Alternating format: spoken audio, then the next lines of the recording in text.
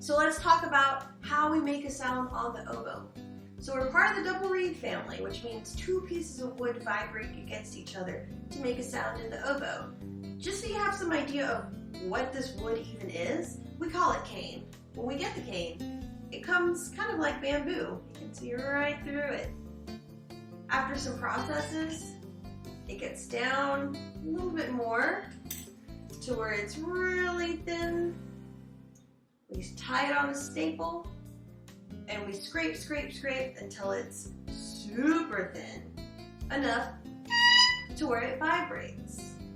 So if you're curious about the reed making process, just know that when you get to high school, typically around then, a more serious student that has a private teacher will begin their own reed making, which can be a lot of fun. I personally love making reeds, but also very cost efficient. It is a lot cheaper to make your own reeds than to continue to buy them. So it's just some of the perks to reed making.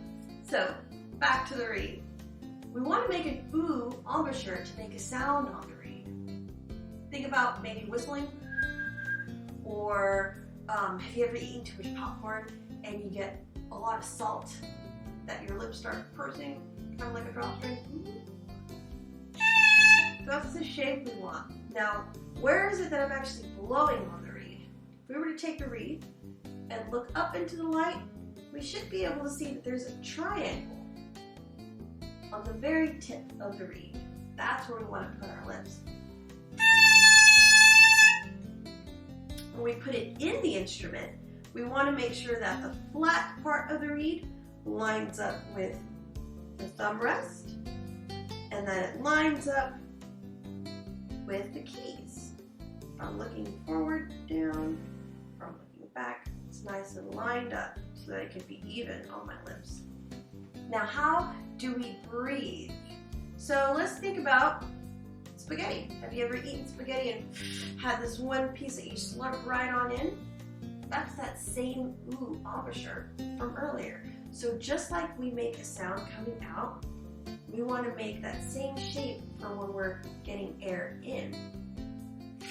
If you think about slurping that spaghetti, that's exactly the kind of air passage we need to get a lot of air in.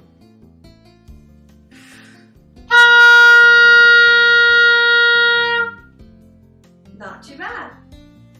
So, another thing to think about once we have a reed is, if it's not working, why is it not working? And more often than not, it's because that reed actually needs water. So get your water cup, make sure it's on the stand at all times. Sometimes you can use an old medicine bottle that has a screw. There's also going to be some resources your way to where you can find some reed cups if you want to get fancy with it. We love our accessories as oboe players. So reed in, it's nice and wet. Circle embouchure.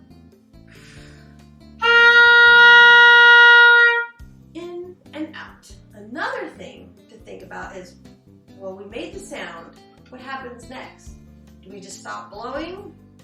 Yeah, the answer is no, we don't stop blowing. We want to think about kind of like a balloon. If we were to tie a balloon at the end of the bell, we want to keep blowing so that that balloon doesn't come right back at us, right? If I'm thinking about blowing that balloon, I have to continue to blow. And I feel a lot of that right here in my core. If it feels like you're working out, then you're probably doing it right. Good luck.